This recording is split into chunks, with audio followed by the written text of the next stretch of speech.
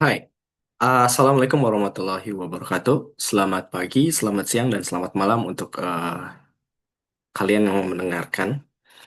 Oke, perkenalkan, nama saya Alfa Walodi Rizky dari kelas LEBA, Sistem Informasi BINUS Online, BINUS University Online. Di sini saya akan menjelaskan terkait proyek mengenai eh, maaf, tantangan mengembangkan berpikir kritis untuk meningkatkan kualitas pendidikan di Indonesia. Ini berdasarkan SDG 4 atau pendidikan ya. Oke, kita akan langsung masuk. Eh, Overview. Di sini saya akan menjelaskan secara singkat mengenai latar belakang, rumusan masalah, hasil temuan, solusi, dan juga refleksi dari apa yang saya rasakan dan saya temukan ketika melakukan proyek ini. Oke, kita masuk ke latar belakang. Pertama, dalam era globalisasi ini, tentunya kemampuan berpikir kritis itu adalah sebuah keterampilan yang sangatlah penting ya, dan juga sangatlah esensial, terutama di kehidupan bermasyarakat, pendidikan, bahkan di perkantoran ya, untuk yang sudah bekerja. Lalu, dari hasil PISA Indonesia atau tes yang biasa dilakukan di beberapa negara, Indonesia menunjukkan bahwa anak-anaknya itu masih kesulitan dalam memahami dan mengolah informasi. Lalu untuk sistem pembelajaran di Indonesia juga kurang fokus terhadap analisis dan juga explore ya, lebih berfokus pada hafalan dan juga kurangnya pelatihan guru dan budaya belajar pasif yang ada di Indonesia, serta ketimpangan akses pendidikan yang menjadi tantangan tersendiri ya di Indonesia dalam menyelesaikan masalah ini gitu. Oke. Lanjut ke rumusan masalah dari proyek ini, yaitu pertama, eh, adanya metode pembelajaran yang kurang tepat eh, dalam pengembangan kemampuan berpikir kritis. Balik lagi karena eh, pendidikan yang pasif itu. Yang kedua ada untuk mencari tahu sejauh mana sih tingkat berpikir kritis siswa-siswi Indonesia berdasarkan narasumber-narasumber yang kita wawancarai. Lalu ada bagaimana efektivitas channel edukasi sebagai media untuk meningkatkan kesadaran bahwa bahwa berapa penting berpikir kritis itu. Jadi ini adalah rumusan masalahnya.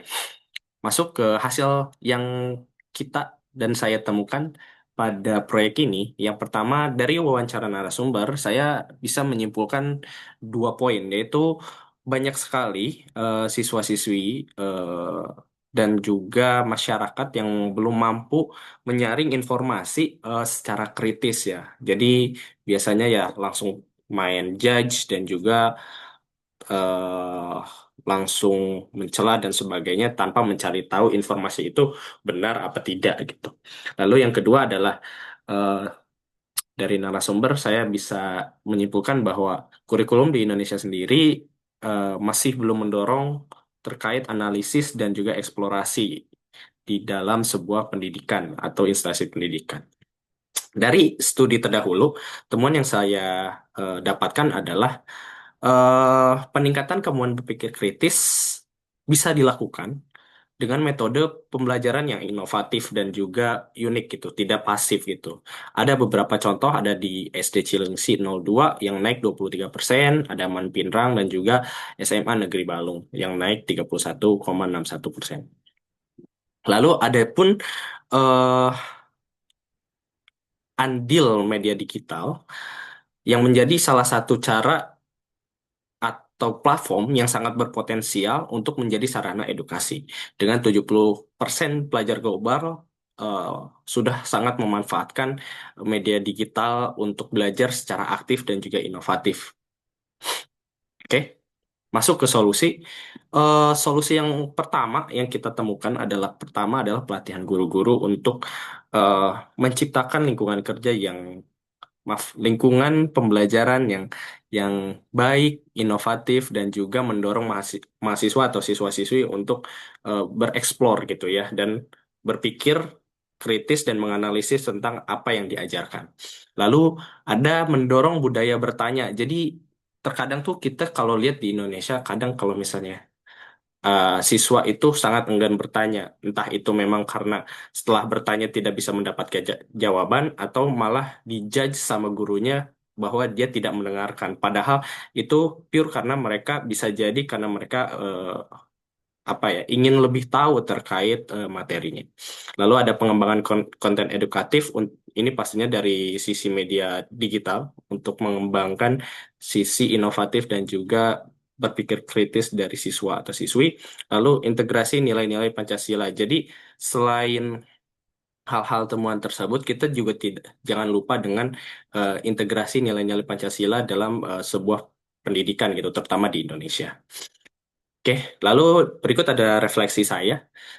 Selama pembuatan laporan dan pelaksanaan proyek ini, saya mendapatkan pandangan baru tentang berpikir kritis. Memang selama ini cara mengajar yang ada di Indonesia memang lebih fokus pada nilai akademis dibandingkan memperdalam bagaimana cara berpikir yang lebih dalam gitu. Bagaimana ini bekerja dan sebagainya dan juga eh, tidak tidak terlalu menganalisis gitu ya.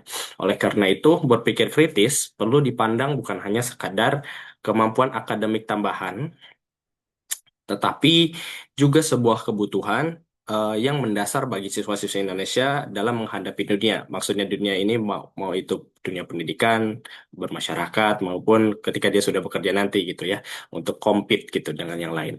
Berpikir kritis tidak hanya mendorong siswa untuk menerima informasi, tetapi juga membuat siswa dapat mempertanyakan dan menganalisis serta menyimpulkan sendiri apa yang mereka pelajari. Sayangnya, sistem pendidikan kita belum sepenuhnya mendorong proses ini dalam praktik sehari-hari.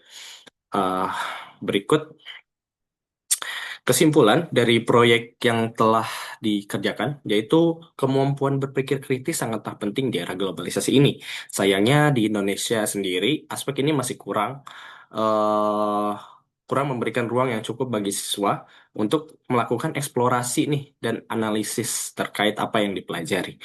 Oleh karena itu, dengan adanya proyek ini, semoga dapat menjadi awal yang strategis untuk mengembangkan sikap berpikir kritis dan juga memberikan pelatihan untuk guru serta ruang untuk siswa atau siswi dalam bereksplorasi dan menganalisis dengan tidak meninggalkan nilai-nilai Pancasila sebagai landasan moral.